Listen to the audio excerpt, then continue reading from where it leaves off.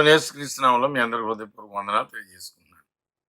దేవుని ఉచితమైన కృపను బట్టి మరొకసారి మీ ముందులాగు దేవుని యొక్క వాక్యాన్ని ఆ, బోధించడానికి లేదా అందించడానికి దేవుడు అనుగ్రహించిన ఈ గొప్ప అవకాశం బట్టి దేవాదేవునికి కృతజ్ఞతాస్తులు సమర్పిస్తూ ఉన్నాను. మరి యొక్క ఫేస్బుక్ లైవ్ ద్వారా వాక్యోపదేశాన్ని వింటున్న మీ అందరికీ కూడా హృదయపూర్వక వందనాలు తెలియజేసుకుంటున్నాను. ఒకవేళ లైవ్లో వినలేకపోయినప్పటికీ మా యూట్యూబ్ ఛానల్ ద్వారా సిఓసి బికోలు ఛానల్ ద్వారా మరి మీరు చాలామంది మీలో అనేకులు చూస్తున్నారు. అందునకు మిమ్మల్ని అందరినీ కూడా అభినందిస్తున్నాం. మా ప్రయత్నం ఏంటంటే మరి ఈ కరోనా వైరస్ ప్రభావం ద్వారా అందరం కూడా వాక్యానికి చాలా దూరం అయిపోతున్నాం.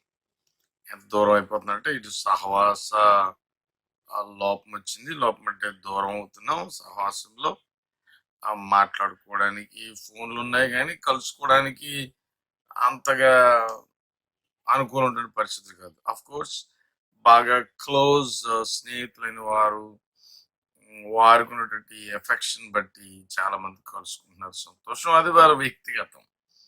అయితే నేను మాట్లాడుతుంది సంఘపరంగా. ఒకవేళ అలాగ కలవడం ఆత్మీయంగా బలపడడానికి అయితే గనక అది ఖచ్చితంగా అభినందించాలి. అది ఈ సమయంలో మరి నేనైతే ఒక సువార్థికుడికి ఎక్కువగా ఏం ఆశిస్తానంటే ఆ సంఘ సహోదరులు ఆత్మీయంగా బలపడటకు గాను ఆయా కార్యక్రమంలో వారు వ్యక్తిగతంగా కుటుంబాలుగా పాలు పొందవలసిన అవసరం ఉంది. బైబిల్ తరగతులు కానీ, బహిరంగ కూడికలు కానీ, స్త్రీల తరగతులు కానీ, పురుషుల తరగతులు కానీ, పురుషుల మీటింగ్ కానీ, నాయకుల మీటింగ్లు కానీ, స్వార్థ కూడికలు కానీ ఇలాంటివి జరుగుతున్నప్పుడు వాటికి హాజరవటం ద్వారా మనం ఎంతగానో ఆత్మీయంగా మనం బలపడతాం, ఎదగలుగుతాం. అలా ఎదగడానికి కానీ ఆ కార్యక్రమాలు మనం ఏర్పాటు చేసుకుంటాం. మరియు అనేకులకు మనలాగా స్వార్థకు విశ్వాసం వచ్చని అనేకులకు సత్యాన్ని బోధించేటువంటి గొప్ప అవకాశం. మరి ఇప్పుడు అవేమి లేవు. చాలా మంది కలుసుకున్నారు కానీ అది వ్యక్తిగతం అవుతుంది. ఇలాంటి పరిస్థితుల్లో మరి సహోదరులందరినీ ఆత్మీయంగా బలపరచడం ఎలాగా అని ఆలోచన చేసినప్పుడు దేవుడిచ్చినటువంటి ఈ యొక్క టెక్నాలజీని బట్టి మరి అనేకులకు వాక్యాన్ని అందించాలి. వాక్యం ద్వారా మన అందరం కూడా సత్యమైనటువంటి ఆ యొక్క త్రాటిలో లేదా ఆ మార్గంలో మనందరం కూడా ఏకముగా నడవాలి. మనం కలిగి ఉన్న ఏకభావము, ఏక తాత్పర్యము, దాని నుండి మనం తొలిపోకూడదు. పరిశుద్ధులకు ఒక్కసారి అప్పగించబడిన బోధ ఉంది. ఆ బోధ నుండి మనం తొలగిపోకూడదు. ఈ వాక్యం అనేటువంటి పాల వలన మనం రక్షణ విషయంలో ఎదుగు నిమిత్తము మన ఈ వాక్యం చేత మనం పోషించబడాలి. కనుక అలాగను మనం పోషించబడాలి అని అంటే ఈ కార్యక్రమం ఇలా జరగాలి. మరి ఇది మేము ఉద్దేశించాం. చాలా మంది పాలు పొందుతున్నారు, కొంతమంది పాలు పొందలేకపోతున్నారు. మరి అది పాలు పొందలేకపోవడం అది వారి బలహీనతని నేను అన్ను. వారు అపవాది చెరల నుండి తప్పించుకోలేని దుస్థితిలో ఉన్నారు. ఈరోజు మాట్లాడకపోతున్న అంశం ఇంచుమించుగా అలాగనే ఉండబోతుంది. అవకాశం, ఆహ్వానం దేవుడు అందరికి ఇస్తున్నాడు. కానీ అవకాశం లేదా ఆహ్వానాన్ని ఎంతమంది అంగీకరిస్తున్నారు, ఎంతమంది స్వీకరిస్తున్నారు? ఒకవేళ ఆ అవకాశము లేదా నీకు ఇవ్వబడిన ఆహ్వానం నువ్వు స్వీకరించకపోతే నీవు ఆహ్వానాన్ని చేజార్చుకున్నవాడు మాత్రమే కాదు, మరలా తిరిగి ఆహ్వానం పొందడానికి నువ్వు అర్హుడిగా ఎంచబడవు. ప్రమాదకరం సుమా. కనుక ఎవరైతే వాక్యానుసారంగా పెంచబడాలి అన్నటువంటి దేవుని యొక్క వాక్యాన్ని లక్ష్య పెడతారో వారందరూ కూడా అనుదినము ప్రార్థించుట, వాక్యోపదేశం పొందుట, లేదా బైబిల్ గ్రంథాన్ని వారి ధ్యానం చేయుట, లేదా వారిగా స్టడీ చేసుకుంటా, లేదా గతంలో నేర్చుకున్న పాఠాలు ఒకవేళ వాళ్ళ దగ్గర పుస్తకాల్లో డైరీలు ఉంటే వాటిని బయటికి తీసి బైబిల్ దగ్గర పెట్టి ఒకసారి ఆ నోట్స్ ప్రకారం అక్కడ చెప్పబడింది ఎలా ఉంది అన్న సంగతి ఒకసారి తిరిగి జ్ఞాపకం చేసుకుని నెమరు వేసుకుంటే అది చాలా ఆరోగ్యకరమైనటువంటి ఫలితాలను ఇస్తుంది. నేను వాక్యం స్పష్టంగా చెప్తుంది. ఎఫెసీయులకు రాసిన పత్రికలో, కాబట్టి దినములు చెడ్డవి గనుక సమయమును పోనీయక సద్వినియోగము చేసుకునుచు అజ్ఞానుల వలె కాక జ్ఞానుల వలె నడుచుకొనడి. మనము ఈ విషయాన్ని ఎరగాలి. సమయము చాలా మన చేతిలో నుండి జారిపోతుంది. నిమిషాలు, గంటలు, రోజులు, వారాలు, నెలలు చేజార్చుకున్నటువంటి ఒక్క నిమిషాన్ని కూడా నువ్వు తిరిగి పొందలేవు. చేజార్చుకున్నటువంటి ఒక్క నిమిషాన్ని కూడా నువ్వు తిరిగి పొందలేవు. నీవు మరి ఈ సమయాన్ని నువ్వు ఎలా వృధా చేస్తున్నావు? దేహముతో ఒకడు జరిగించిన కార్యములు, అవి మంచివైనా సరే చెడ్డవైనా సరే, ప్రతి వాడును కూడా వాటి లెక్క అప్పగించడానికి క్రీస్తు న్యాయపీఠం ఎదురు నిలబడాలి కదా. మరి ఈ 14 రోజులు లేదా ఈ 15 రోజులు ఇంటి దగ్గర ఖాళీగా ఉన్నా ఉండవలసిన పరిస్థితి ఏర్పడ్డది. కారణం ఏమైనా వచ్చు. మరి ఇవ్వండి, ఈ సమయాన్ని నువ్వు ఎలా సద్వినియోగం చేసుకుంటున్నావు? దేని వాక్యం చెప్తుందే నీకు. దినములు చెడ్డవి కదా, సమయాన్ని సద్వినియోగం చేసుకో. Make the best use of the time. సమయాన్ని సద్వినియోగం చేసుకోవాలని నీ పిల్లలకు చెప్తావు, సమయాన్ని సద్వినియోగం చేసుకోవాలని నీ భార్యకి చెప్తావు, నీ భర్తకు చెప్తావు, నీ తల్లికి చెప్తావు, నీ తండ్రికి చెప్తావు, నీ స్నేహితులకు చెప్తావు. మరి దేవుడు చెప్తున్నాడు ఆ మాటలు నీకు దృష్టికి ఎక్కడం లేదా? ఫిలిప్పీయులకు రాసిన పత్రికలో చెప్తున్నాడు, దినములు చెడ్డవి గనక సమయాన్ని పోనీక సద్వినియోగం చేసుకోవాలంటే ఇక్కడ చెప్తున్నాడు. 4వ అధ్యాయం ఫిలిప్పీయులకు రాసిన పత్రిక 8వ వచనంలో, మెట్టుకు సహోదరులారా, ఏ యోగ్యత అయినను మెప్పైనను ఉండిన ఎడల, ఏవి సత్యమైనవో, ఏవి మాన్యమైనవో, ఏవి పవిత్రమైనవో, ఏవి రమ్యమైనవో, ఏవి ఖ్యాతి గలవో వాటి మీద ధ్యానం ఉంచుకున్నది. ఒక గొప్ప అవకాశం, ఇంత సమయం దొరికింది. నా వరకు నేను వ్యక్తిగతంగా ఎంతో సమయాన్ని ఈ బైబిల్ గ్రంథాన్ని అధ్యయనం చేయడం మీద దృష్టి పెడుతున్నాను. నేను ఎన్నో విషయాల్లో వెనకబడ్డాను. అన్నింటినీ కూడా నేను మరి తిరిగి పోగొట్టుకున్న సంపాదించుకోవడానికి ప్రయత్నం చేస్తున్నాను. నా పిల్లలతో, నా కుటుంబంతో నేను ఎక్కువ సమయం గడపగలుగుతున్నాను ప్రయోజనకరంగా. ఎక్కువ సమయం అంటే కూర్చుని అష్టాచమ్మాట ఆడుకుంటూ, లేదంటే జల్దీ 5 ఆడుకుంటూ, లేదంటే కూర్చుని కలిసి సరదాగా ఒకరి మీద ఒకరు జోకులు వేసుకుంటూ, భోజనాలు చేసుకుంటూ, వేడివేడిగా రకరకాల వంటలు వండుకుంటూ, రకరకాలటువంటి పానీయాలు సేవిస్తూ గడుపుతాం కాదు. అవి ఎప్పుడు జరిగేవే. కొరింథీలో ఉంటుండే క్రైస్తవులు చెప్తున్నారు, మేము దృశ్యమైన వాటిని చూడక ఈ దృశ్యమైనవి అంతరించిపోతాయి. దానివల్ల మనకి ప్రయోజనం లేదు. ఈ జీవన మనుగడ సాధించడానికి తప్ప దీనికి కాదు ఈ మనకి కళ్ళకు కనబడేది. మరి అదృశ్యమైన వాటి మీద మనం లక్ష్య పెట్టాలి. ఎందుకంటే అదృశ్యమైనవి శాశ్వతములు గనుక. ప్రియ సహోదరులారా, సోదరులారా, ఏవి మాన్యమైనవో, న్యాయమైనవో, ఏవి సత్యమైనవో, ఏవి పవిత్రమైనవో, ఏవి రమ్యమైనవో, ఏవి ఖ్యాతి గలవో వాటి మీద దృష్టి పెడదాం. సమయాన్ని సద్వినియోగం చేసుకుందాం, దుర్వినియోగం చేసుకోవద్దు. అజ్ఞానుల వలె కాకుండా జ్ఞానుల వలె మనం ఈ సమయాన్ని సద్వినియోగం చేసుకోవాలని హృదయపూర్వకంగా నా ప్రియ సహోదరులని మిమ్మల్ని అందరినీ బ్రతిమలాడుతున్నాను. మీరు ఆల్రెడీ ఈ సమయాన్ని సద్వినియోగం చేసుకున్నటువంటి ఆ విధానంలో మీరు ఉన్నట్లయితే క్రీస్తు నామం పేరట మిమ్మల్ని అందరినీ అభినందిస్తున్నాను. ప్రభువునందు మీ ప్రయాస మంచి ఫలితాన్ని ఇస్తుంది. మీరు సమయాన్ని సద్వినియోగం చేసుకున్నారనంటే దాని ద్వారా మీరు పొందేటువంటి ప్రతిఫలం మీకు గొప్ప సంతృప్తిని ఇస్తున్నటువంటి సంగతిని ఈ సమయంలో తెలియజేస్తున్నాను. ప్రియ సహోదరులారా, సోదరులారా, హెబ్రీయులకు రాసిన పత్రిక 2వ అధ్యాయం 3వ వచనంలో ఇక్కడ హెబ్రీ గ్రంథకర్త మాట్లాడుతూ చెప్తున్న సంగతిని ఒకసారి మనం జ్ఞాపకం చేసుకుంటే, ఇంత గొప్ప రక్షణను మనం నిర్లక్ష్యము చేసిన ఎడలా మనం ఎలాగూ తప్పించుకుందుము అని అంటున్నాడు. ఇంత గొప్ప రక్షణను మనము నిర్లక్ష్యము చేస్తే మనం ఎలాగూ తప్పించుకుందుము అని. రక్షణ యొక్క అవసరత చాలా గొప్పదినటువంటి సంగతి ఇక్కడ చెప్తున్నాడు. దాన్ని కనుక మనము నిర్లక్ష్యం చేస్తే మనము తప్పించుకోలేము అని చెప్తున్నాడు. రక్షణ అంటే ఏంటి? మనల్ని భద్రపరిచి క్షేమంగా ఉంచేది. మన జీవన మనుగడకు, దాని కొనసాగింపుకు సహాయం చేసేదిగా ఉంటుంది రక్షణ అంటే. మనల్ని భద్రపరుస్తుంది, మనల్ని కాపాడుతుంది, మనల్ని క్షేమంగా ఉంచుతుంది. అది రక్షణ. రక్షణ మనకు అవసరమై ఉన్నది. ఈ రక్షణ లేకుండా ఓ వ్యక్తి రక్షించబడడు. రక్షింపబడని వానికి ఎప్పుడు కూడా మరి తన యొక్క ప్రాణమునకు భయం అనేది ఎప్పుడు ఉంటుంది. తద్వారా తన ప్రాణము గూర్చిన మరొక నిరీక్షణ, నమ్మకం అనేది ఏమాత్రం ఏర్పడదు. తద్వారా ఎప్పుడు కూడా ఆందోళనలోనే గడుపుతూ ఉంటాడు ఒక వ్యక్తి. కనుక ప్రియ సహోదరులారా, రక్షణ యొక్క ప్రాముఖ్యత లేదా రక్షణ యొక్క అవసరం మనం గుర్తించవలసిన వారం ఎన్నో.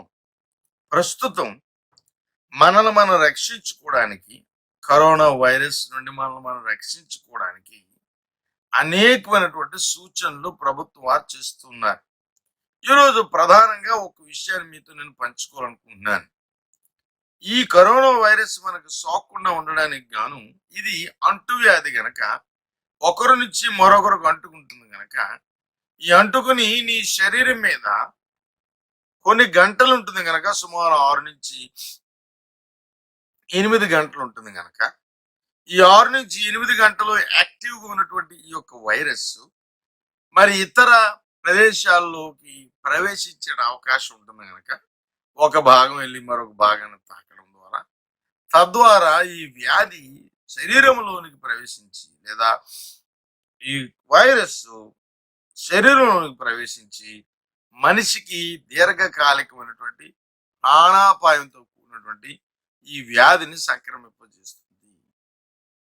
అయితే దానిని మనం అధిగమించవచ్చు ఎలాగా, నిన్ను నువ్వు రక్షించుకోవచ్చు ఎలాగా అని అంటే, ఏ చేతుల మీద అయితే ఈ యొక్క వైరస్ క్రిమి మరి అంటుకుంటుందో, ఇక్కడి నుంచి మరొక భాగానికి వెళ్ళడానికి ప్రయత్నం చేస్తుందో, ముఖ్యంగా ముక్కు ద్వారా కానీ నోటు ద్వారా కానీ మన శరీరంలోనికి ప్రవేశించాలని ప్రయత్నం చేస్తుందో దాన్ని మనం అలాగను ఆటంకపరచచ్చు, దాన్ని మనం ఎలాగనో అధిగమించవచ్చు, లేదా ఆ యొక్క వైరస్ నుండి మనం ఎలాగ విడుదల పొందొచ్చు, లేదా ఆ వైరస్ ను నువ్వు ఎలా నాశనం చేసుకోవచ్చు, ఎలాగను నిన్ను నువ్వు ఆ వైరస్ ద్వారా వచ్చేటువంటి ఆ యొక్క వ్యాధి నుండి రక్షించుకోవచ్చు అంటే నీ మీద నిలిచి ఉన్నటువంటి ఆ యొక్క వైరస్ ను, ఆ క్రిములను నువ్వేం చేయాలంటే నీ నుండి తొలగించుకోవాలి. వాటిని నువ్వు తొలగించుకోవాలంటే ఏం చేయాలంటే, తొలగించడానికి అవసరమైన మూలకం ఉంది. నీళ్లు పెట్టి కడుక్కుంటే ఇది తొలగదు. అందరూ కూడా చిన్న డాక్టర్లు మొదలుకొని పెద్ద ఉన్నతమైన విద్యను అభ్యసించి దీర్ఘకాలము వైద్య వృత్తిని కొనసాగిస్తున్న డాక్టర్లు వారు చెప్పింది ఏంటంటే, మోచేతి నుండి ఈ చివరి వరకు కూడా శుభ్రముగా సబ్బు ఉపయోగించుకుని, అనగా ఒక మంచి సబ్బు ఉపయోగించుకుని, అనగా అది తొలగించేట మూలకము, పరిశుద్ధత కలిగించేట మూలకము, ఈ శరీరమును శుభ్రం చేసేట మూలకం, ఆ మూలకాన్ని ఉపయోగిస్తేనే ఇదంతా కూడా శుద్ధీకరించబడతాది. ఈ శుద్ధీకరించబడిన వారు ఈ క్రిముల నుండి విడుదల పొందుతారు, ఈ వ్యాధి నుండి రక్షణ పొందుతారు. కావున ఈ ప్రకారం చేయండి అని సెలవిస్తున్నారు, ఈ ప్రకారం చేయండి అని సూచిస్తున్నారు.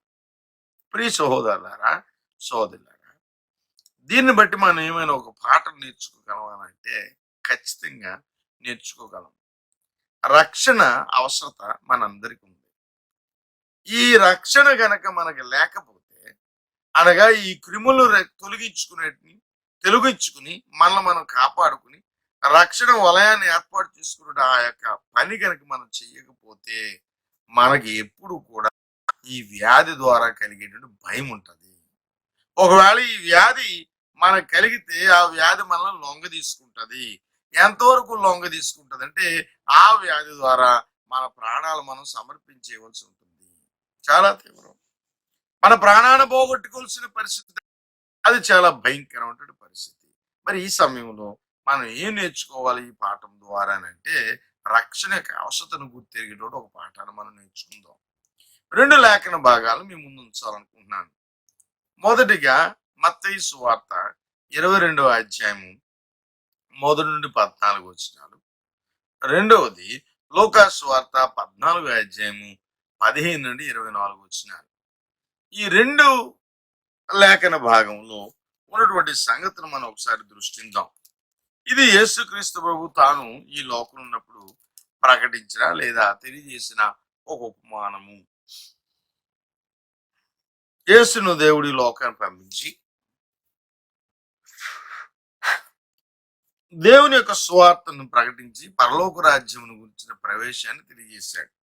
ఈ పరలోక రాజ్యమును గురించి తెలియజేసిన ఈ యొక్క సమాచారము లేదా ఈ సందేశము మనుషులందరికీ బోధిస్తుంటే మనుషులు గ్రహించేటువంటి స్థితిలో లేరు. ఈ గ్రహించేటువంటి స్థితి లేదు గనక వారి గురించి చాలాసార్లు ఆయన విచారం వ్యక్తం చేసినట్టుగా మనం చూడగలుగుతున్నాం. లూకా సువార్త 8వ అధ్యాయం మనం చూసినప్పుడు ఇక్కడ ఒక మాటను ప్రభువుని యేసు తెలియజేస్తున్నాడు. లూకా సువార్త 8వ అధ్యాయము 10వ వచనం మనం చూద్దాం.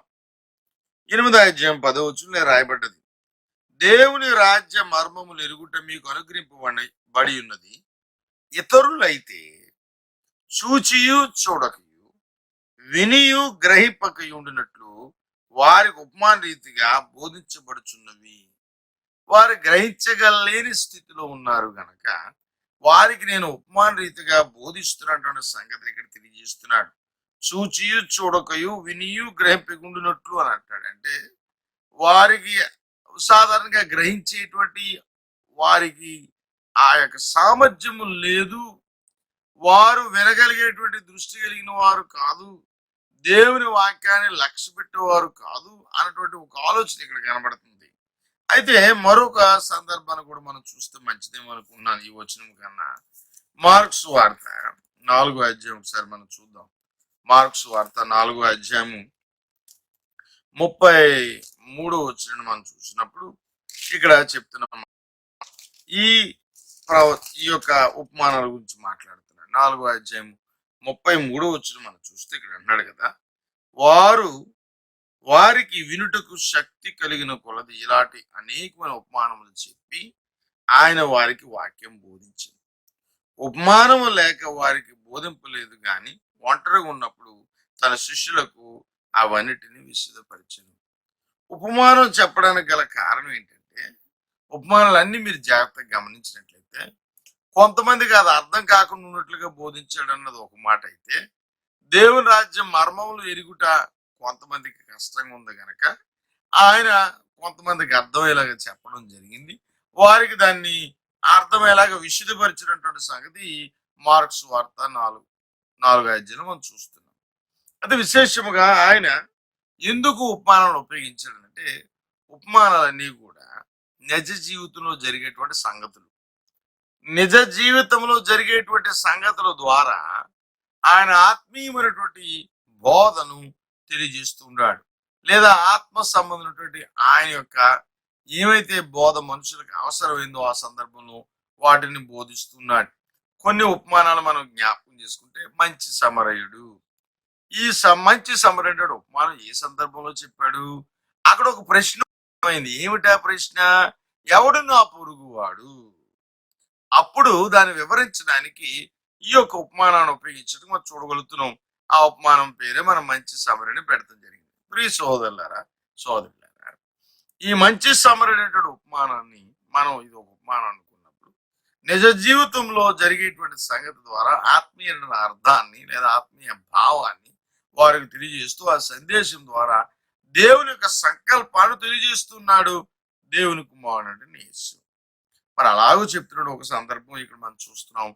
లూకా సువార్త 14వ అధ్యాయం మనం చూసిన, అలాగనే మత్తయి సువార్త 22వ అధ్యాయం చూసిన, ఈ రెండిట్లో కూడా ఇంచుమించుగా ఒకే విధమైనటువంటి ఉద్దేశంతో కూడా ఉపమానం చెప్పబడుతుంది మనం చూడగలుగుతున్నాం.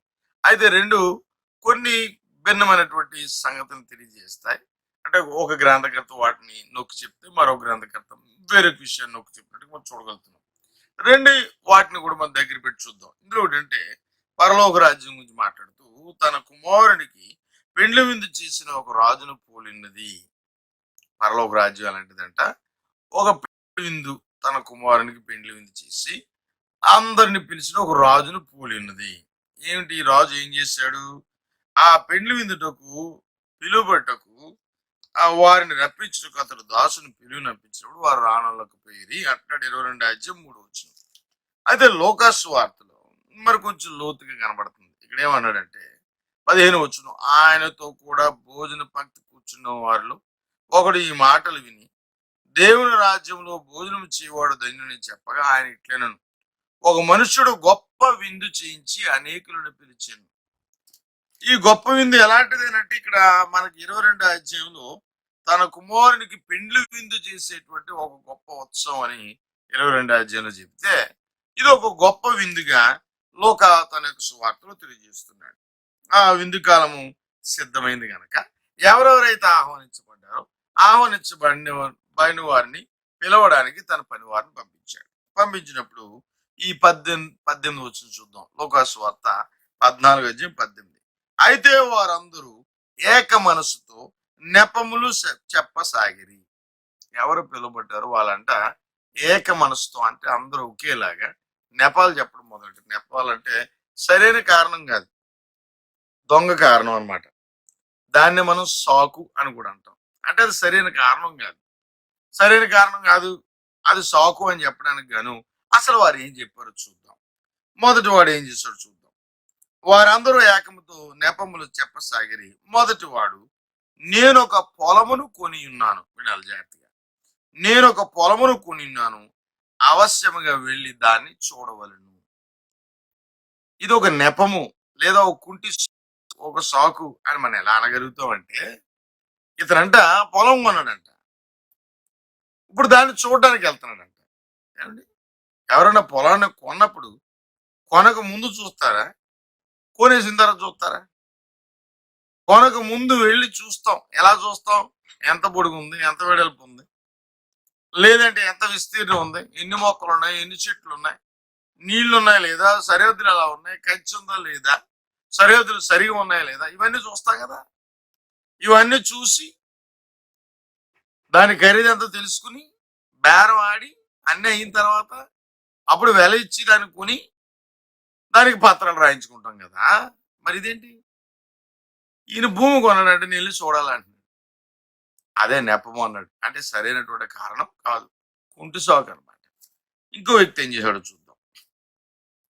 19 మరి ఒకడు, నేను 5 జతల ఎడ్లను కొని ఉన్నాను, వాటిని పరీక్షింప వెళ్ళుచున్నాను. ఎడ్లను కొన్నాడట, వాటిని పరీక్షించడానికి వెళ్తాడంట. ఇది కూడా అంతే. ఎడ్లను కొనే ముందు పరీక్షిస్తాడా, కొనేసిన తర్వాత పరీక్షిస్తాడా? అప్పుడప్పుడు కొన్నిసార్లు మరి నాలాంటి వాళ్ళు ఉన్నారంటే ఒకసారి తెలివితేటలు సరిగ్గా ఉపయోగించలేక బేరం అయ్యేటప్పుడు కూడా వస్తువులు పరీక్షించకుండానే ముందు డబ్బులు తీసేసుకుంటారు, డబ్బులు ఇచ్చేస్తారు. డబ్బులు ఇచ్చేసిన తర్వాత అప్పుడు బేరాలు ఆడితే ఏమంటాడు? ఏది చెప్తారు కారణం, మీకు కాబట్టి ఈ రేటుకి ఇచ్చానండి, నేనే నష్టపోయాను అని చెప్తాడు కదా. ఎవరు? వ్యాపారి. ఎవరి దగ్గరికి వెళ్ళి అలా చెప్తాడు, మీకు కాబట్టి తక్కువ ఇచ్చాను, నేనే నష్టపోయానని చెప్తాడు. ఎందుకంటే అది వ్యాపారం, అది వ్యాపార లక్షణం. అయితే ఇక్కడ తెలివైన వాడైతే నువ్వేం చేయాలి? ముందుగా నువ్వు ఏం కొందాం అనుకున్నావు దాన్ని పరీక్షించి పరిశోధించి రేటు కనుక్కొని ఆ రేటు నీ దగ్గర ఉందో లేదో చూసుకుని అప్పుడు బేరం ఆడతాం. వాళ్ళు 100 చెప్తే ముందు మనం 50 దగ్గర మొదలెడతాం. అటు చేసి ఇటు చేసి 80కో 90కో లేదా 70కో 60కో ఖాయం చేసుకుంటాం. అది కూడా అయిష్టంగా చేస్తాం, చేసి సంపాదించుకుంటాం. అవునా? మరి ఇక్కడ ఏంటండి, ఎడ్లను కొనేసారంట, కొన్న తర్వాత వెళ్ళి చూడాలంటాడు. పైగా ఆ పై మొదటి వ్యక్తి రెండో వ్యక్తి కూడా చివరిలో ఉన్నాడు, నన్ను క్షమించమని చెప్పు, నేను రాలేకపోతున్నాను. ఆహ్వానం ఇచ్చాడు, భోజనం సిద్ధం చేశాడు. మామూలు ఆహ్వానం కాదు, గొప్ప విందంట. అంటే ఈ గొప్ప విందుకి ఎవరిని పిలుచుంటాడు రాజుగారు? బహుశా గొప్ప వాళ్ళని పిలుచుంటాడు. వీళ్ళ భూములు ఉన్నవాళ్ళు, లేదంటే మంచి పశువులు ఉన్నవాళ్ళు, ఇలాంటి వాళ్ళు ఉన్నారు. అంటే ఏమాత్రం కొంచెం స్తోమతకు సరిపోయిన వాళ్ళు అనమాట. మరి అలాంటి వాళ్ళని ఆహ్వానించాడు దేవుడు, లేదంటే అలాంటి వాళ్ళని ఆహ్వానించాడు ఈ యొక్క యజమాని. పెండ్లి కుమారునికి ఆ విందుకి అందరిని పిలిచాడు. ఇంత గొప్ప కార్యక్రమమునకు వారు రాకపోగా నెప పైగా క్షమించమని చెప్పి మేము రాలేకపోతున్నాం అన్న. సరే మూడో 20 మరి ఒకడు, నేను ఒక స్త్రీని వివాహం చేసుకున్నాను, అందుచేత నేను రాలేను. నేను ఒక స్త్రీని వివాహం చేసేసుకున్నాడంట, అందుకు రాలేనన్నట. వివాహం చేసేసుకున్నావు కనుక నీ ఇంటి బడి ఉంటది కదా, నువ్వు వెళ్ళి భోజనం వచ్చేయచ్చు కదా, లేదా అవసరం నీ భార్య కూడా తీసుకెళ్ళచ్చు కదా, నువ్వేంటి? ఏమంటే కొన్నిసార్లు ఇలాగే మనం కూడా దేవుని కార్యక్రమం సాకులు చూపిస్తూ ఉంటాం కదా. ఏమంటే ఉదయం ఎందుకు రాలేకపోయారంటే పిల్లోడు లేగలేకపోయాడండి, పిల్లోడు జ్వరం అండి. పిల్లోడు జ్వరం అయితే నువ్వు ఉద్యోగానికి వెళ్తావు కదా, పిల్లోడు జ్వరం అయితే నువ్వు ఉద్యోగానికి వెళ్తావు, భార్యకు జ్వరం అయితే నువ్వు ఉద్యోగానికి వెళ్తావు, అత్తయ్య గారికి బాగోపోతే నువ్వు ఉద్యోగానికి వెళ్తావు, వర్షం కురిస్తే ఉద్యోగానికి వెళ్తావు. కానీ ఆదివారం గుడికి మాత్రం రావు, ఆరాధనకు మాత్రం రావు. ఎందుకు రావు? ఇది బాబుకు బాగోలేదండి, భార్య అసలు లేగలేకపోతుందండి, అత్తయ్య గారు అసలు కింద కూర్చుని వణికేస్తుంది. చూసారా నెపము. ఆ విందు యొక్క విలువ, పిలువబడిన వ్యక్తికి ఇవ్వబడిన విలువ, ఏర్పాటు చేయబడిన గొప్ప విందు, పిలిచిన వ్యక్తి యొక్క గొప్పతనం ఎరుగక వీళ్ళు నెపాలు చెప్పి తామేదో గొప్పోడు అన్నట్టు ఆ ఇచ్చేళ్ళ ఆహ్వానం వెళ్ళలేటి అని అనుకుంటున్నారు. ఎంత గొప్ప ఆహ్వానాన్ని వాళ్ళు పోగొట్టుకుంటున్నారు, ఎంత గొప్ప విందుని వాళ్ళు పోగొట్టుకుంటున్నారు. వారు గుర్తెరగక ఇవ్వబడిన ఆహ్వానాన్ని తిరస్కరిస్తున్నారు. ఆహ్వానాన్ని ఏం చేస్తారు తెలుసు, వాళ్ళు తిరస్కరిస్తున్నారు. మాకొద్దు అంటున్నారు. అంత గొప్ప విందు మామూలు విందు కాదు. చెప్తున్న మాటలు మనం చూస్తే ఇక్కడ పెండ్లు పరలోక తన కుమారునికి పెండ్లు విందు చేసిన ఒక రాజును పోలి ఉన్నది. ఆ పెండ్లి విందునకు పిలవని వారిని రప్పించుటకు అతడు దాసులను పంపినప్పుడు వారు రానలేకపోయేది. మత్తయి సువార్త 22 ఆ సమయంలోనంటే దాసులు వెళ్ళితేనంటే వెళ్ళి పిలుస్తారంటే వాళ్ళు పిలిచి కొట్టారంట. 5వ చూడండి, 22 వారు లక్ష్యము చేయక ఒకడు తన పొలమునకు మరొకడు తన వర్తకమునకు వెళ్ళిరి. తక్కిన వారు అతను దాసులను పట్టుకుని అవమానపరిచి చంపిరి. అయ్యయ్యో, పెళ్లికి రండిరా బాబు అని ఆహ్వానం పంపితే విందు సిద్ధంగా ఉందని చెప్పి వాళ్ళు విందుకు రమ్మని చక్క వచ్చి భోంచేయండిరా బాబు అని వాళ్ళు పిలిచిన వాళ్ళంట లక్ష్య పెట్టలేదంట. కొంతమంది ఏం చేశారంట, పిలిచి కొట్టి చంపేశారంట. అవ్వా, ఏం జరుగుతుంది ఇక్కడ? ఆహ్వానం పొందిన వాళ్ళ యొక్క మూర్ఖత్వం బయటపడుతుంది, ఆహ్వానించిన వ్యక్తి యొక్క ప్రేమ కనబడుతుంది, ఆహ్వానం అందుకున్న వారి యొక్క మనసు ఎంత మూర్ఖమైందో ఎంత క్రూరమైందో కనబడుతుంది. ఎంత కఠినలో, ఎంత కృతజ్ఞత లేని వారు, ఎంత ప్రేమ లేని వారు అన్న సంగతి కనబడుతుంది. ఇంకా మాట ఏమన్నాడు చూడండి, 7వ 22 కాబట్టి రాజు కోపపడి తన దండ్రులను పిలిపి ఆ నరహంతులను సంహరించి ఆ పట్టణం తగలబెట్టించేశాడట. అప్పుడు అతడు పెండ్లి విందు సిద్ధంగా ఉన్నది, పెండ్లి విందు సిద్ధంగా ఉంది, వాళ్ళైతే రాలేదు, విందు మాత్రం రెడీగా ఉంది. అంటే తయారు చేయబడి ఎవరికి ఏర్పాటు చేయబడిందో వాళ్ళకి ఎవరికి సిద్ధంగా ఉంది. వాళ్ళు రాలేదనుకో ఏమవుద్ది? ఇక్కడ చెప్తున్నాడు చూడండి, పోయి ఎక్కడ బొమ్మన్నాడండి, అప్పుడు పెండ్లి విందు సిద్ధంగా ఉన్నది కానీ పిలువబడిన వారు పాత్రులు కాదు, వీళ్ళు యోగ్యులు కాదు, వీళ్ళకి అర్హత లేదు. పని కట్టుకుని నేను ముందుగా భోజనం సిద్ధమైన తర్వాత, విందు సిద్ధమైన తర్వాత దాసులను పంపించి భోజనం రండి అంటే ప్రాణాన్ని తిరస్కరిస్తారా? నెపాలు చెప్తారా? దాసులను కొడతారా? దాసులను కొడత మాత్రం కదా, చంపేస్తారా? రాజు కోపం వచ్చింది, ఈ పిలువబడిన వారు అర్హులు కాదు కనుక నువ్వేం చేయాలి, రాజమార్గములకు పోయి కనబడిన వారందరినీ పెండ్లి విందుకు పిలువుడి అని దాసులతో చెప్పాను. ఆ దాసులు రాజమార్గంలోకి పోయి చెడ్డవారినేమి మంచివారినేమి తన కనబడిన వారందరినీ పోగు చేసి వారిని ఎందుకు తీసుకొచ్చారట. లోకాసువార్త 14 అయితే చూడండి, 21 అప్పుడు ఆ దాసుడు తిరిగి వచ్చి, ఏది ముగ్గురు నెపాలు చెప్పారు కదా, ఏ నెపమో, ఒకడేమో స్థలం కొన్నాను, భూమి కొన్నాడు, వెళ్ళి చూడాలని, ఒకడేమో పశువులను కొన్నాను వెళ్ళి చూడాలని, మరొకడేమో భార్యను చేసుకున్నాను భార్యను పెళ్లి చేసుకున్నాను లేదా స్త్రీని పెళ్లి చేసుకున్నాను నేను రాలని మరొకడు చెప్తే, అప్పుడు ఆ దాసుడు తిరిగి వచ్చి ఈ మాటలు యజమాని తెలియజేస్తే యజమాని కోపం వచ్చింది. లోకాస్వార్త 14:21 వచ్చిన. అప్పుడు ఆ దాసుడు తిరిగి యజమాని తెలియ అప్పుడు యజమాని కోపం వచ్చింది. నీవు త్వరగా ఏం చేయాలి? పట్టణపు వీధుల్లోనికి సందుల్లోనికి వెళ్ళి బేదలను, అంగహీనులను, కుంటివారిని, గుడ్డివారిని ఇక్కడ తోడుకు రమ్మని ఆ దాసునితో చెప్పాను. అయ్యో, ఈ విందు వారి కోసం ఏర్పాటు చేసింది కాదట. ముందుగా ఏర్పాటు చేసింది వాళ్ళు వద్దన్నారు. వాళ్ళ పాత్రలు కాదు నీకు నిర్ణయించుకున్నాడు ఈ యజమాని. కరగిదిగో రోడ్ల మీదకి వెళ్ళు, రాజు మార్గంలోనికి వెళ్ళు. ఎక్కడ ఎలాంటి వాళ్ళు ఉన్నప్పుడు కూడా వాళ్ళందరినీ తీసుకురా. ఎవరు? చెడ్డవారు, మంచివారు, కనబడాలందరినీ తీసుకురా. ఇందులో గుడ్డువారు, కుంటువారు, అంగహీనులు, అంగవిహీనులు, అలాగనే వీరు పేదలు కూడా ఉన్నారండి ఇందులో. వీళ్ళందరిని పిలిచిమన్నారు. అందరిని పిలిచిన తర్వాత చూడండి 22 వచ్చిన. అంతటి దాసుడు, ప్రభువా నీవు ఆజ్ఞాపించుడు చేసేది గాని ఇంకనూ చోటు ఉన్నది. బా, ఎంత పెద్ద విందండి ఇది.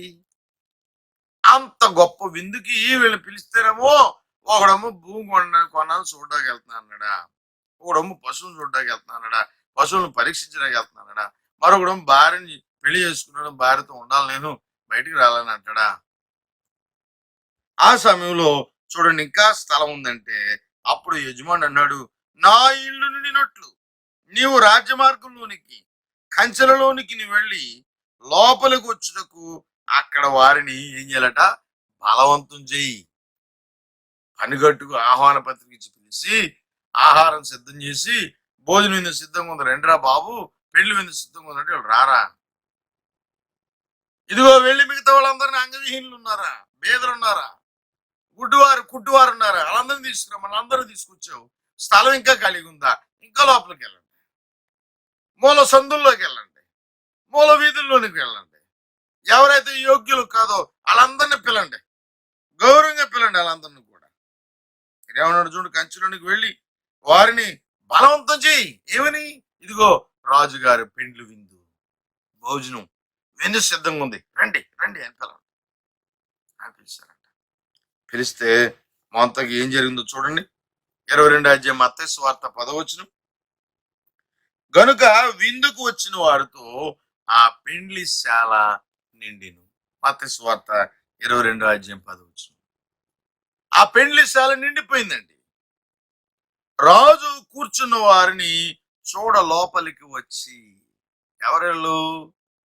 ఇంతకుముందు పిలబడిన, గౌరవంగా పిలబడిన వారు కాదు. రాజవీధుల్లోను, మూల సందుల్లోను, కొమ్మలలోను, చెట్లలోను లేదా మారుమూల ప్రాంతంలో ఉన్నటువంటి వారు. ఇందులో బేదలున్నారు, గుడ్డువారు ఉన్నారు, కుంటువారు ఉన్నారు, అంగవిహీనులు ఉన్నారు, స్త్రీలు ఉన్నారు, పురుషులు ఉన్నారు, పెద్దలు ఉన్నారు, అన్ని రకాల వారు ఉన్నారు. వీళ్ళు పైగా బలవంతంగా తీసుకురాబడ్డారు. ఇక్కడికి బలవంతంగా రాబడ్డారు, బలవంతం చేయబడ్డారు.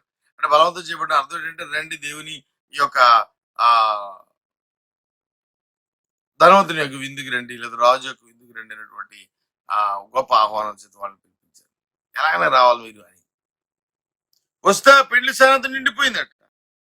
తీరా వచ్చిన తర్వాత ఈ రాజు అక్కడ కూర్చున్న వారితో వచ్చి వారిని పలకరిస్తున్నాడంట. కూర్చున్న వారిని చూడ లోపలికి వచ్చి అక్కడ పెండ్లి వస్త్రములు ధరించుకొనని ఒకరిని చూచి.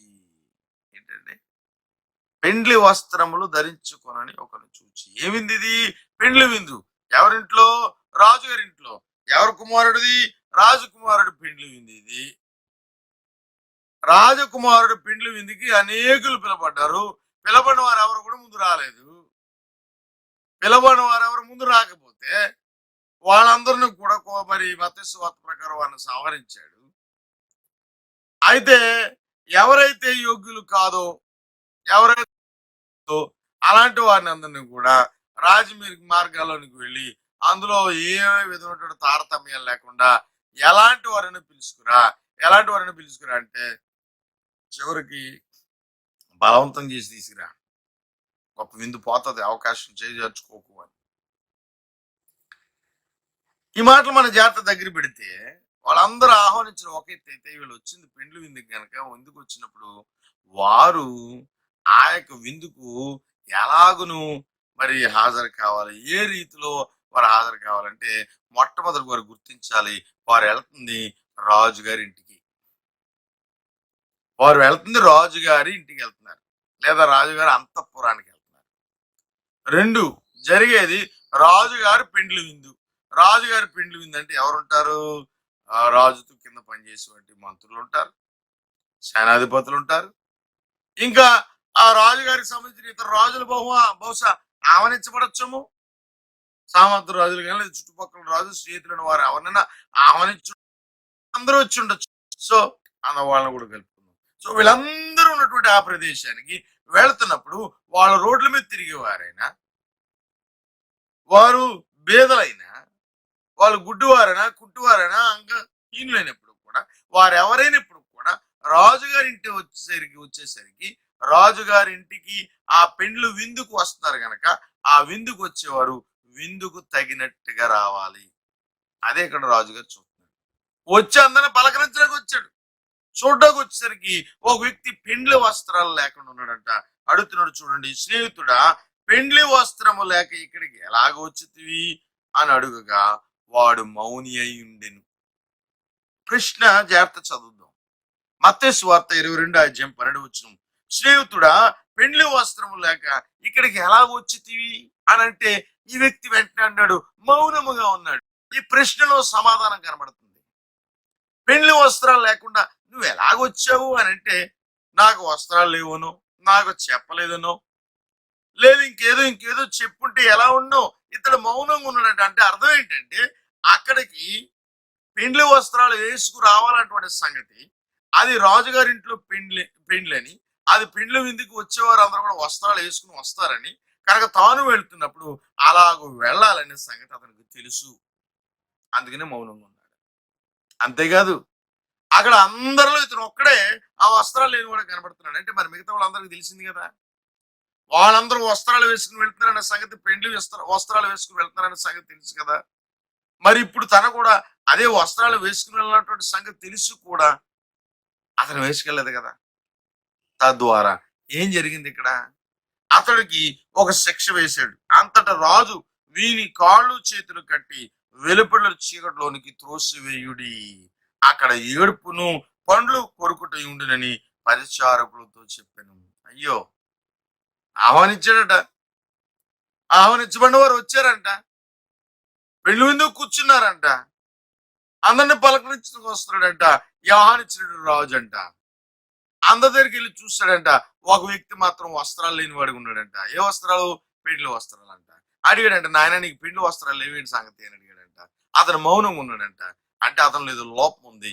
వెంటనే ఇతని కాళ్ళు చేతులు కట్టేసి వెలుపటి చీకట్లో తోసివేయండి, అక్కడ ఏడుపును పళ్ళు కొరుకుతూ ఉంటాయి. అయ్యో,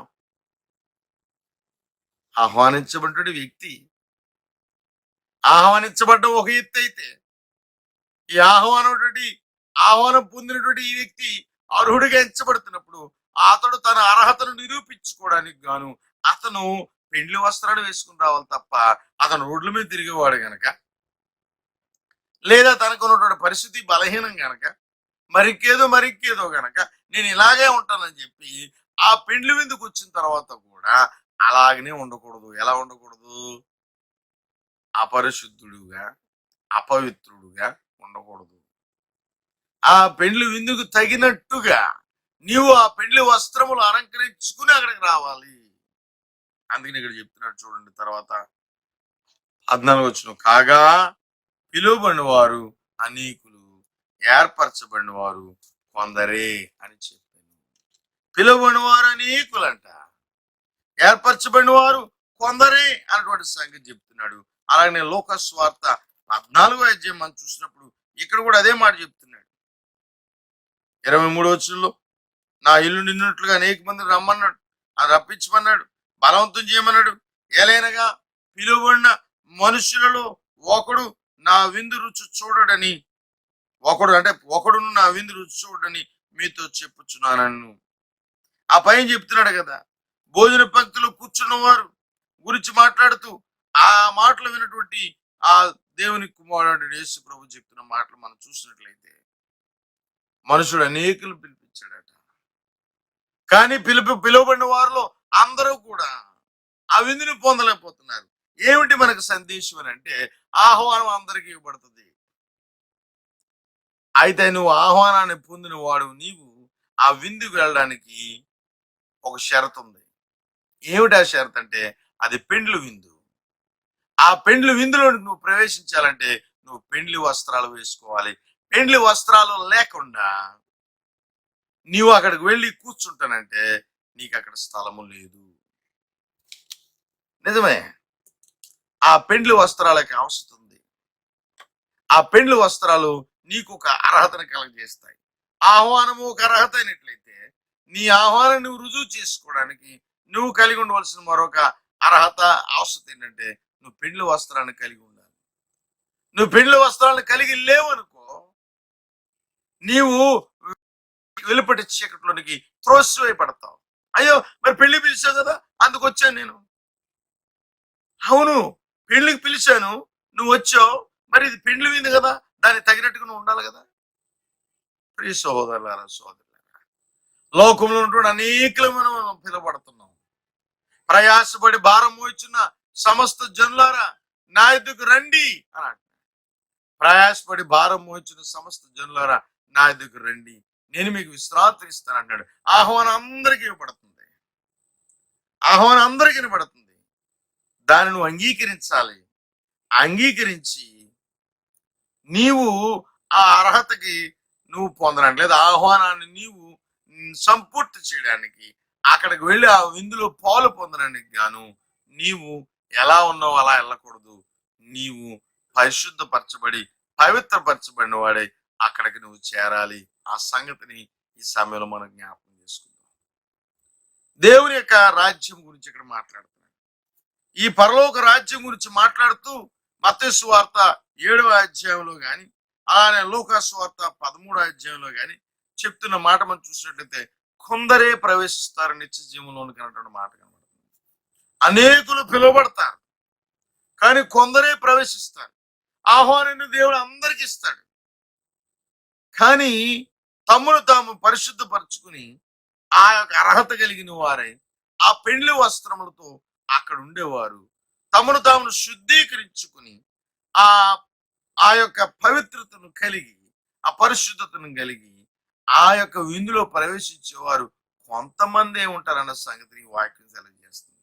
ప్రియ సహోదరులారా, మనకి కలుగజేస్తున్నటువంటి ఆ పవిత్రత ఎవరు కలుగజేస్తున్నారో ఆ పవిత్రత ఎవరు కలుగజేస్తారో ఆ యొక్క అర్హత మనకి అని అంటే ఆహ్వానం అందరికి ఇవ్వబడ్డది. ప్రయాసపడి భారం వచ్చిన సమస్యలను నా దగ్గర రండి అంటున్నాడు. ఎలా రావాలి? ఆహ్వానం ఇవ్వబడ్డది. ఆహ్వానం నువ్వు అంగీకరించినట్లయితే గనక నువ్వేం చేయాలంటే అక్కడ ఒక కండిషన్ ఉంది. ఏంటి ఆ కండిషన్ అంటే నువ్వు పెళ్లి వస్త్రాలు వేసుకోవాలంటే నిన్ను నువ్వు శుద్ధీకరించుకుని నీలో ఉన్నటువంటి సమస్తాన్ని విడిచిపెట్టి నీ పాత జీవితాన్ని విడిచిపెట్టి నువ్వు రోడ్ల మీద తిరిగేవాడు, రాజవీధుల్లో తిరిగేవాడు, నువ్వు రకరకాల బలహీనతలు కలిగి ఉన్నావు, నీకు నచ్చినట్టుగా జీవించిన విధానం, నీవు అసలు ఆ యొక్క విందుకు అర్హుడు కాదు, పిలవబడ్డానికి అర్హుడు కాదు, అయినప్పటికీ కొందరి యొక్క అవిధేయత వల్ల అవకాశం నీకు వచ్చింది. అవును, తన ప్రజలైనటువంటి ఇశ్రాయేలును రక్షించడానికి యేసు ప్రభు మొదటగా అక్కడికి వచ్చాడు. తన శిష్యులను ఈ లోకంలో సువార్త కొరకు పంపించినప్పుడు మీరు సమరయ ప్రాంతం దగ్గరికి వెళ్ళొద్దు, విడబడిన ఇశ్రాయేలుకు చెదిరిన గొర్రెల దగ్గరికి వెళ్ళమన్నాడు. ఎవరు వాళ్ళు? ఇశ్రాయేలు అంటే తన ప్రజలు. అయితే వారు దాన్ని తృణీకరించారు, అనగా సువార్తను వ్యతిరేకించి తృణీకరించి ప్రభువును లక్ష్య పెట్టలేదు. అప్పుడు ఆయన ఏం చేశాడంటే మీరు సర్వలోకమునకు వెళ్ళండి, సర్వ సృష్టికి సువార్తను ప్రకటించండి. దేవుని సంకల్పంలో మనుషులు ఈ అర్హతను తృణీకరిస్తారని లేదా ఈ ఆహ్వానాన్ని తృణీకరిస్తారని ఆయనకు తెలుసు. అయితే ఆయన దాన్ని అందరికి అందుబాటులోకి తీసుకొచ్చి ఇప్పుడు మరలా ఆహ్వానిస్తున్నాడు. ప్రయాసపడి భారం మోయించిన వాళ్ళరా నా ఎద్దుకు రండి. భారం, ఏ భారం? పాప భారము, సులువుగా చిక్కులు పెట్టేటువంటి పాప భారము, దాని నుండి నీకు విడుదల నేను కలగజేస్తాను రండి అని అంటున్నాడు. అయితే నువ్వు వచ్చినప్పుడే నీ గతాన్ని విడిచిపెట్టి వచ్చి నీ గతాన్ని విడిచిపెట్టి నువ్వు నూతనత్వాన్ని సంపాదించుకోవాలి. నిన్ను నువ్వు పరిశుద్ధపరచుకోవాలి. నువ్వు పరిశుద్ధపరచుకుని పవిత్రపరచుకుని ఆ పెండ్లి వస్త్రము ధరించుకుని ఆ విందులోనికి ఆ పరలోక రాజ్యంలోనికి ప్రవేశించాలి. ఈ మార్పు ఎలా జరుగుతున్నాయి అంటే ఒక వ్యక్తి తనలో ఉన్నటువంటి గతాన్ని నువ్వు విడిచిపెట్టాలి. అది ఎలా జరుగుతుందంటే యేసుక్రీస్తు ప్రభు యొక్క రక్తం ద్వారా కలుగుతున్నటువంటి సంగతిని మనం చూడగలుగుతున్నాం. ఏం చేస్తుంది యేసుక్రీస్తు ప్రభు యొక్క రక్తము అని అంటే హెబ్రీయులకు రాసిన పత్రికలు అంటాడు 10వ అధ్యాయంలో, ఎడ్ల యొక్కయో మేకల యొక్కయో రక్తము మనుషుల పాపములను తీసివేట అసాధ్యము గనక నిష్కలంకమైనటువంటి నిర్దోషమైనటువంటి యేసుక్రీస్తు ప్రభు యొక్క రక్తము మన పాపలను మనకు విడుదల కలగజేస్తున్నటువంటి సంగతిని ఇక్కడ తెలియజేస్తూ 10వ అధ్యాయం 10వ వచనం అంటున్నాడు, యేసుక్రీస్తు యొక్క శరీరము ఒక్కసారి అర్పిపోటు చేత ఆ చిత్తమును బట్టి మనము పరిశుద్ధపరచబడి ఉన్నాము. ఆ నూతన వస్త్రములు వేసుకున్నటువంటి ఆధిక్యత మనం పొందాం. ఎలాగా? క్రీస్తు రక్తములో నువ్వు కడగబడినప్పుడు, క్రీస్తు రక్తంలో నువ్వు నూతన పరచబడినప్పుడు, క్రీస్తు రక్తంలో నువ్వు పరిశుద్ధపరచబడినప్పుడు. ఇది ఎప్పుడు జరుగుతుంది? రోమిలకు రాసిన పత్రికలో చాలా చక్కని వివరం కనబడుతుంది. చూడండి, రోమిలకు రాసిన పత్రిక 6వ అధ్యాయంలో అంటున్నాడు, క్రీస్తు యేసులోనికి బాప్తిసం పొందిన మనం అందరము ఆయన మరణంలోనికి బాప్తిసం పొందుతామని మీరు ఎరుగరా? కాబట్టి తండ్రి మహిమ వలన క్రీస్తు మృతులను ఎలాగో లేపబడను అలాగే మనమును నూతన జీవం పొందిన వారమై నడుచుకున్నట్లు మనం బాప్తిసం వలన మరణంలో పాలు పొందుటకై ఆయనతో కూడా పాతి పెట్టబడుతిమి.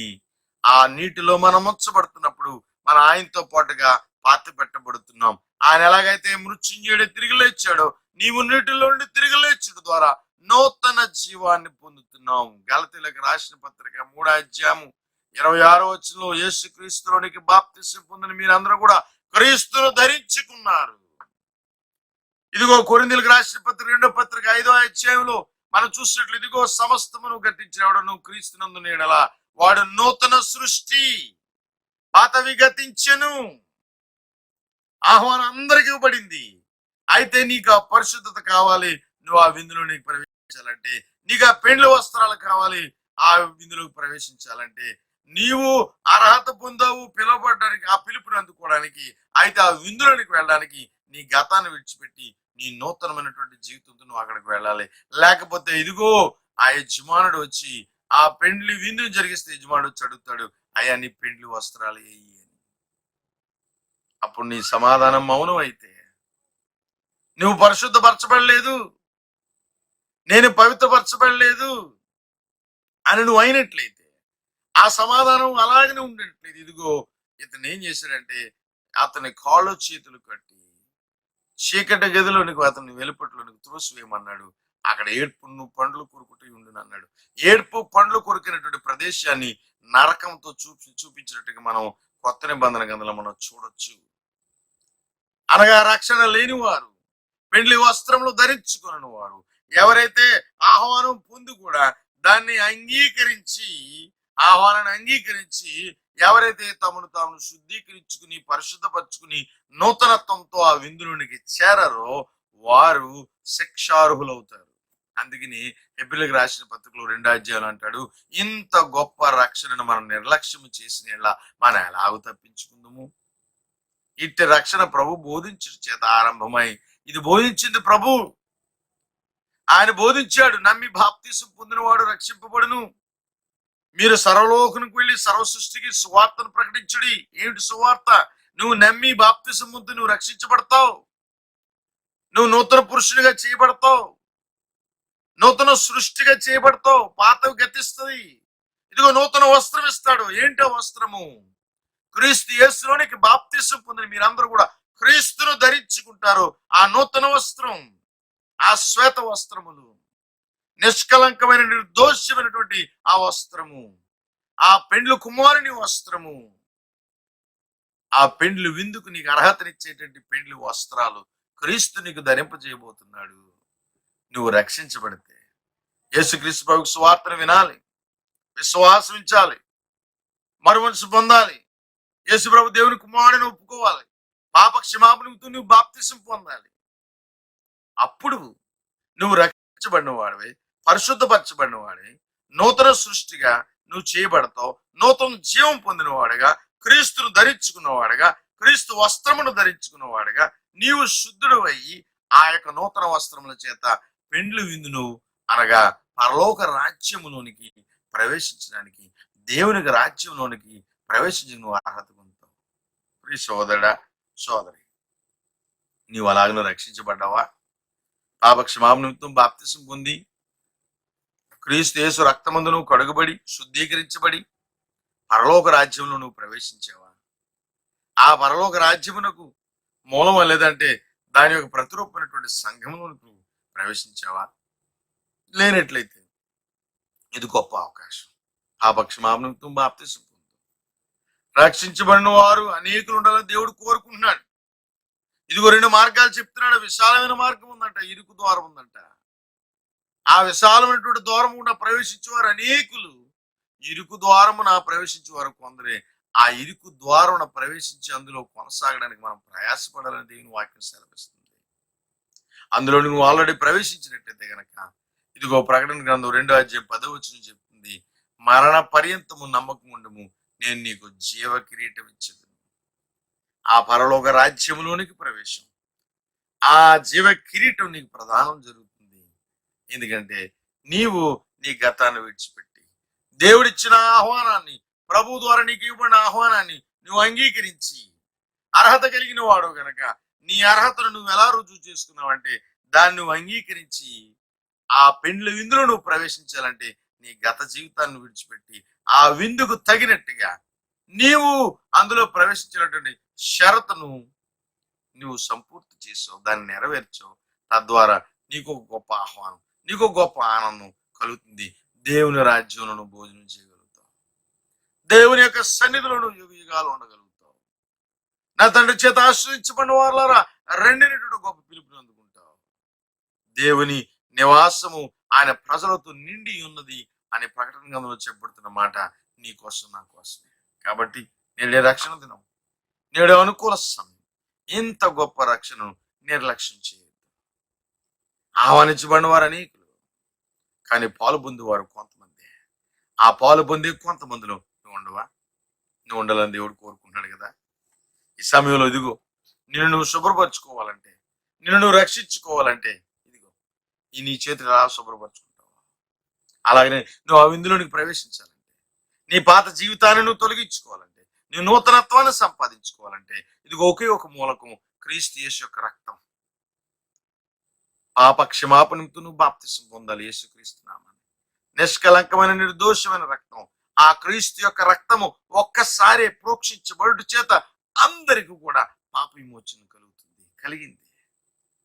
ఆ క్రీస్తు రక్తంలో నువ్వు కడుగుబడి నీవు ఆ నూతనత్వాన్ని సంపాదించుకుని ఆ పెండ్లు వస్త్రము ధరించి పెండ్లు విందులో దేవుని సన్నిధిలో యుగ యుగమాలు ఉండాలని, ఆ పరలోక రాజ్యములు యుగ యుగములు ఉండాలని నేను కోరుకుంటున్నాను.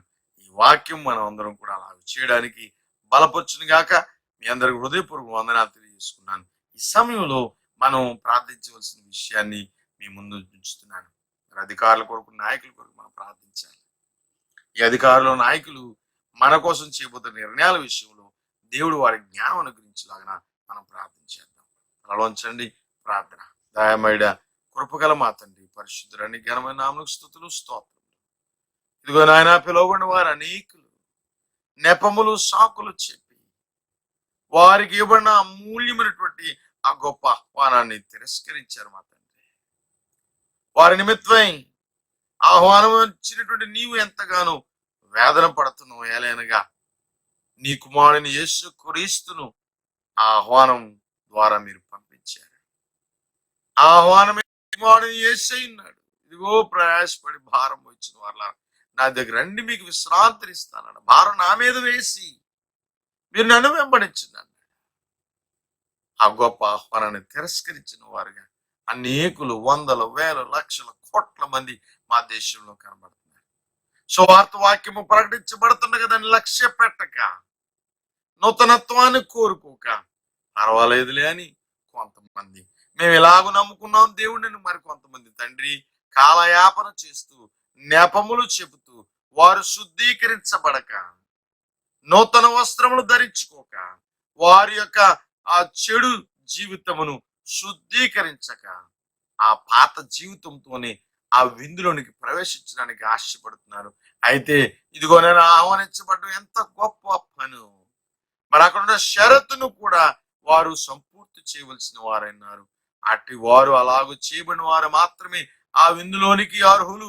అలాగ చేయని వారు ఆ విందులో నుండి త్రోసివేయబడతారన్నటువంటి సంగతి తేటతెల్లం చేశారు మా తండ్రి. కనుక సోదరులు ఎవరైతే ఇంకా రక్షించబడలేదు ఆ బిడ్డలందరూ కూడా క్రీస్తు నామందు పాప క్షమాపణ నిమిత్తం బాప్తిసం పొంది క్రీస్తు అనేటువంటి ఆయనను ధరించుకుని ఆ నూతన వస్త్రము ధరించుకుని ఆ పెండ్ల విందులోనికి ఆ పరలోక రాజ్యంలోనికి ప్రవేశించి ఆ విందులో పాలు పొంది మరణ పర్యంతము నమ్మకముగా జీవించగలటకు సహాయం చేయమని కోరుతూ ఈ సమయంలో ఈ కరోనా వైరస్ ప్రభావం నిమిత్తమై మా రాష్ట్రంలో దేశంలో ఉన్న నాయకుల కొరకు ప్రార్థిస్తున్నాం. లాక్డౌన్ నిమిత్తం వారు చేయబోతున్న నిర్ణయాలు, వారు చేయబోతున్న ఆర్థికమైనటువంటి నిర్ణయాలు మమ్మల్ని ఇప్పుడు సంతృప్తి పరిచి మమ్మల్ని క్షేమంగా ఉంచడమే మాత్రమే కాదు, రాబోతున్న మా దేశం యొక్క భవిష్యత్తు, ఆర్థిక భవిష్యత్తు, తండ్రి సామాజిక భవిష్యత్తు, వ్యవసాయ భవిష్యత్తు, విద్యా భవిష్యత్తు, పిల్లల భవిష్యత్తు, ఉద్యోగాల భవిష్యత్తు, కర్మాగారాల భవిష్యత్తు అంతా ఆధారపడి ఉంది కనుక సరైన నిర్ణయాలు చేసే జ్ఞానం బిడ్డలకు ఇవ్వమని, దాని కొరకు మేము సిద్ధపడి మేము నమ్మకమైనటువంటి జీవితాన్ని జీవిస్తూ మా రాజులను అధికారులను మేము గౌరవిస్తూ మా దేశ సంక్షేమ కొరకు మేము పాటుపడలాగిన కుల మత భేదాలు విడిచిపెట్టి వర్గ వైషమ్యాలు విడిచిపెట్టి హెచ్చు తగ్గులను విడిచిపెట్టి మేమందరము కూడా నీ పాద ధూళి వంటి వారమని ఈ మట్టి నుండి చేయబడ్డవారు అనే సంగతి ఎరిగి మమ్మల్ని మేము మీకు తగ్గించుకుని మీ ఎడల ఒప్పుకుంటూ మీ నామాన్ని మేము అంగీకరిస్తూ మమ్మల్ని మేము తగ్గించుకుంటూ మా పాపాలను ఒప్పుకుంటూ నీ అధికారాన్ని